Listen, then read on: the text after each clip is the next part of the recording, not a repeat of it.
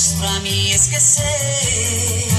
Porque vai, leve na bagagem as suas mentiras, seus livros e CDs, suas fotografias. Leve também a coleção do Romero Brito que eu te dei.